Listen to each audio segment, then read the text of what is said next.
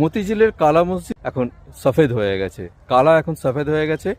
ভালো লাগছে যে সেই মসজিদটা সুন্দরভাবে আবার নতুন করে রক্ষণাবেক্ষণ করা হয়েছে, এবং যে দীর্ঘদিন এর আগেরবার দুঃখ করে গিয়েছিলাম যে কবরখানা যেটা ছিল মতিঝিলের সামনে, সেটা ধ্বংসপ্রাপ্ত হয়ে গেছিল। বছরের পর বছর ধরে, 4-5 বছর ধরে এটা কোনো রকম মেনটেন্স করা হয়নি।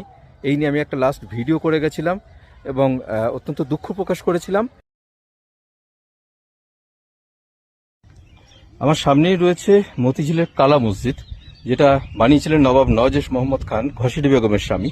এবং এখানে যে কবরস্থান যেটা রয়েছে মসজিদের সংলগ্ন, এখানে রয়েছে নবাব নওয়াজেশ মোহাম্মদ খানের কবর, আপনারা দেখতে পাচ্ছেন। এবং তার পাশে রয়েছে একরামউদ্দৌলা, অর্থাৎ সিরাজউদ্দৌলার ভাই একরামউদ্দৌলার কবর এখানে রয়েছে। কিন্তু দুঃখের বা রাগের যেটাই বলতে পারেন আপনারা, প্রায় অনেক বছর পর আমি এখানে এলাম। এখানে পাশে একটা গাছ ছিল, সেই গাছটা একসময় ভেঙে পড়েছিল। ভেঙে পড়ার পর এই যে কবরস্থানটা রয়েছে, এই কবরস্থানটা কিন্তু ভেঙে যায়। ভেঙে যায় মানে এখানে যে বাউন্ডারি একটা ওয়াল ছিল সেটা ভেঙে যায়, আর তারপর এই কবরস্থানের উপর পড়ে, কবরস্থানের উপরে অংশটাও ক্ষতিগ্রস্ত হয়।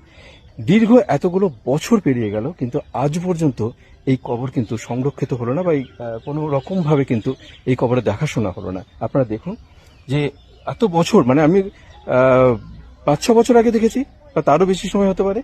তো এই কবর কিন্তু ভেঙে চুরমার হয়ে গেছিল, যে উপরে যে মার্বেল দিয়ে যে বাঁধানো যে জায়গাটা ছিল। ইতিহাস ধ্বংস হয়ে যাচ্ছে, কিন্তু সংরক্ষণের কোনো চিন্তা ভাবনা হচ্ছে না। দেখুন কিভাবে, আমি তো ভেবেছিলাম এত বছর পর হয়তো জায়গাটা খুব সুন্দর হয়ে যাবে, একটা ঝাঁ চকচকে জায়গায় পরিণত হবে, কিন্তু কি অবস্থা হয়ে রয়েছে আপনারা দেখুন এই কবরটা।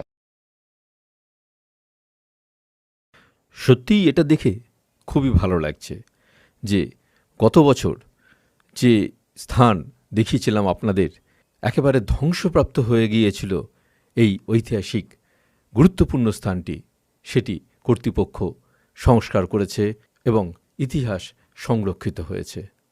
এটা সত্যিই আনন্দের।